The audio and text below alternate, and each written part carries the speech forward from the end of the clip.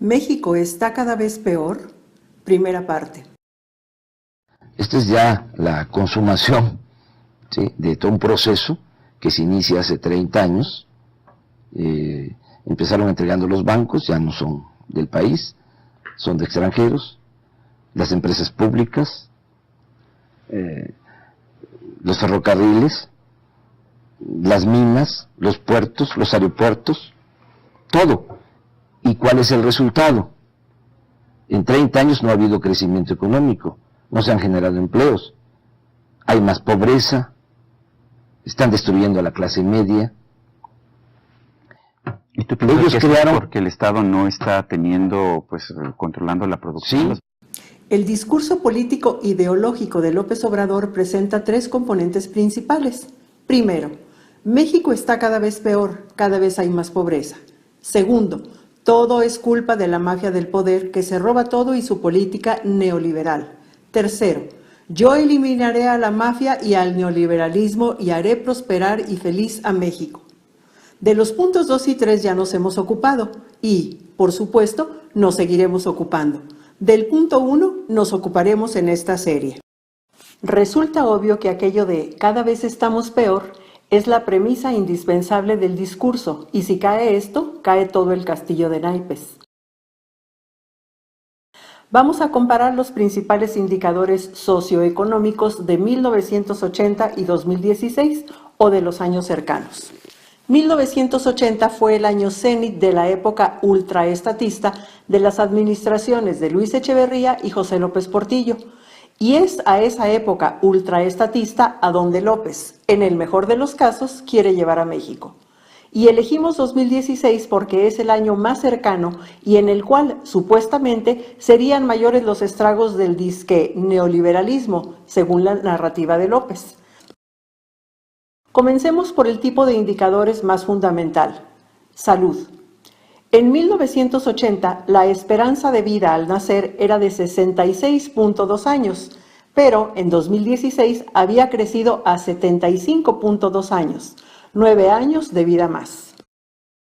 En 1980, la tasa de mortalidad infantil, un año de edad y menos, era de 38.9 por cada 100,000 niños nacidos vivos. Para 2015, la tasa había caído a 12.3, un descenso del 68.4%. En 1980, la tasa de mortalidad materna era de 95 por cada 100,000 niños nacidos vivos. Para 2015, la tasa había caído a 33, un descenso del 63.3%. En 1980, la tasa de mortalidad por enfermedades infecciosas era de 62 por cada 100,000 habitantes. Cabe advertir que estas enfermedades en su gran mayoría son en principio curables. Para 2015 la tasa había caído a 14, una disminución del 77.4%, pero la baja habría sido más pronunciada de no ser por la propagación del SIDA, una enfermedad todavía no curable. La mejora en la salud es resultado de la mejora en las condiciones de vida y de mayor oferta en la atención a la salud. En 1980 había 244 médicos y paramédicos por cada 100,000 habitantes, pero en 2016 había 430 médicos y paramédicos por cada 100,000 habitantes, un incremento del 76.3%. Han pasado más de 3 décadas y todavía la mitad de la población no tiene acceso a la seguridad social. Lo que López dice es falso. En 1980, el 46% de los habitantes estaban asegurados en instituciones públicas de salud. Para 2016, el porcentaje había subido a 64%, pero ahora existe el Seguro Popular, con lo cual la cobertura es prácticamente del 100%. En 1980 hubo 134.172 consultas externas de instituciones de salud, incluidas las privadas, por cada 100,000 habitantes. En 2016 hubo 281.901 consultas externas de instituciones de salud, incluidas las privadas, por cada 100,000 habitantes, un incremento del 110%. Los logros en salud y en otras variables de bienestar habrían podido ser mayores a condición de, primero, que el país se hubiera ahorrado el retroceso estatista que fueron los gobiernos de Luis Echeverría, José López Portillo y Miguel de la Madrid. Y segundo, que los gobernantes neoliberales hubieran sido consecuente y radicalmente pro libre mercado, con lo cual el crecimiento económico hubiera sido mayor y sano. De cualquier modo, ¿qué son los discursos de que cada vez estamos peor y cada vez hay más pobreza, cuando los mexicanos somos más saludables y vivimos más que hace 30 o 35 años? Patrañas. El segundo conjunto de indicadores a considerar es el de la educación. En 1980 el 17% de la población estaba en condición de analfabetismo. Para 2016 solo el 4.7% se encontraba en esa condición, una baja del 72.4%.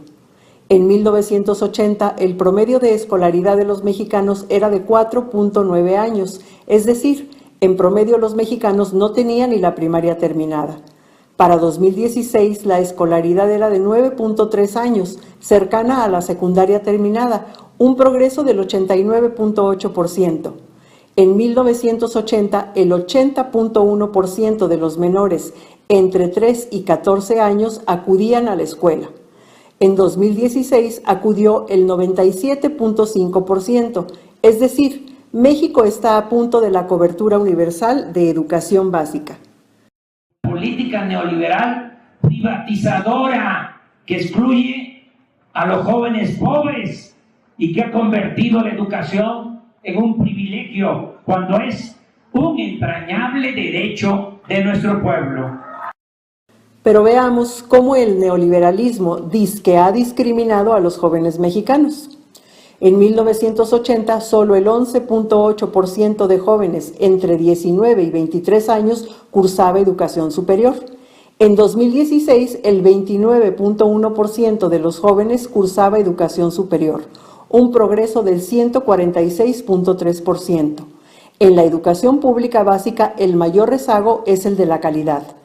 Pero precisamente a su mejora, mediante la evaluación y la capacitación magisterial, es a lo que se ha opuesto con violencia la banda criminal que López apoya.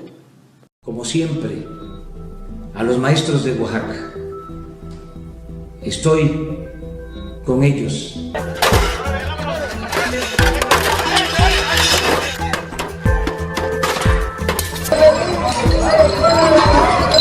Fuentes. Para datos de población, como componentes del cálculo de tasas y porcentajes, INEGI, Censos Nacionales de Población de 1980, 1990, 2000 y 2010. INEGI, conteos de 1995 y 2005, así como encuesta intercensal de 2015. CONAPO, estimaciones y proyecciones de la población 2010-2050. Para datos sobre salud, informes de gobierno de los presidentes de la República de 1981 a 2017. INEGI, Estadísticas Históricas de México, 2014. Gerardo Perdigón et al. La mortalidad neonatal y postneonatal en México, 1980-2005. Alejandro Aguirre, Mortalidad materna en México. Medición a partir de estadísticas vitales. Para datos sobre educación, los citados informes presidenciales y las estadísticas históricas de México 2014 del INEGI. CEP, Estadística Histórica Nacional 1893-2013. INEGI, Escolaridad media de la población.